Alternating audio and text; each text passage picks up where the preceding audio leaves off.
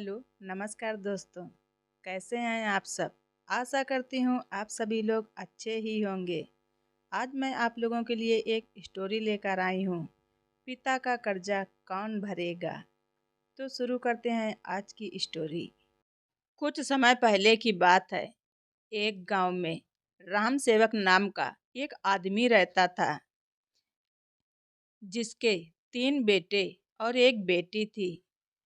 एक दिन अचानक राम सेवक की मौत हो जाती है, तो राम सेवक के परिवार वाले उसकी अर्थी को शमशान ले जाने लगते हैं। तभी अचानक वहां के साहूकार ने उस अर्थी का एक पांव पकड़ लिया और बोला कि मरने वाले राम सेवक ने मुझसे 1 लाख रुपए कर्जा लिया था, इसलिए पहले मुझे मेरे पैसे दे दो, तभी मैं इसकी अर्थी को शमशान ले जाने दूंगा।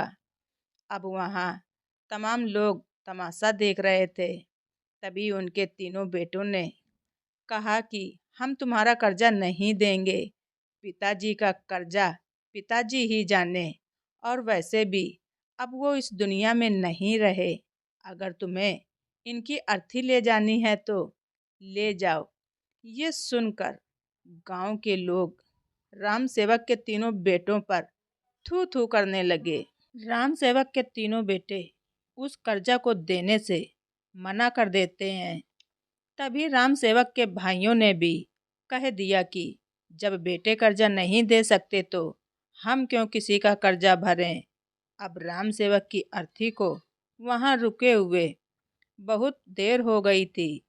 तभी ये बात राम सेवक की एकलौती बेटी तक पहुंची, तो बेटी भागी भागी पिताजी के अर्थी के पास आई।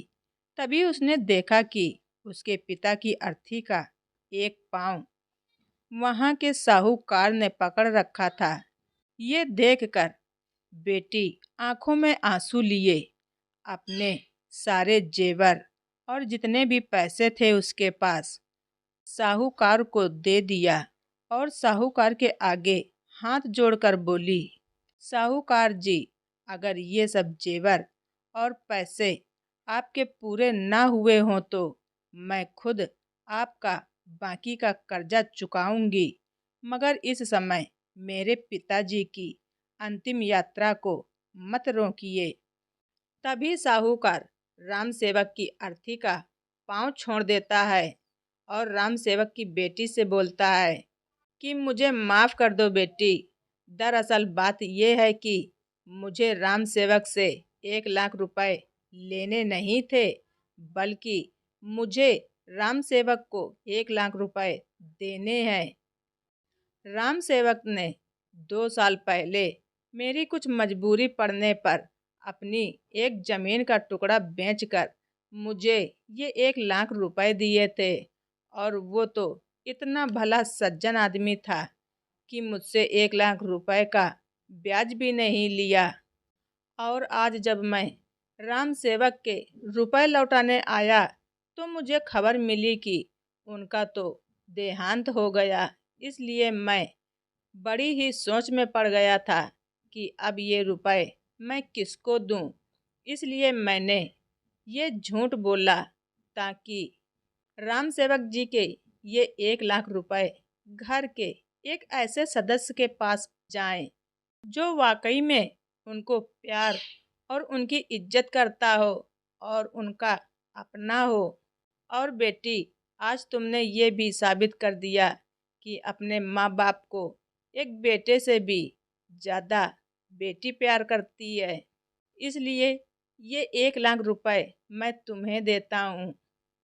काश तुम जैसी बेटी हर घर में हो, जो अपने पिता की इतनी इज्जत करती हो। ये सब देखकर राम सेवक के बेटे और भाई का सर शर्म से नीचे झुक गया।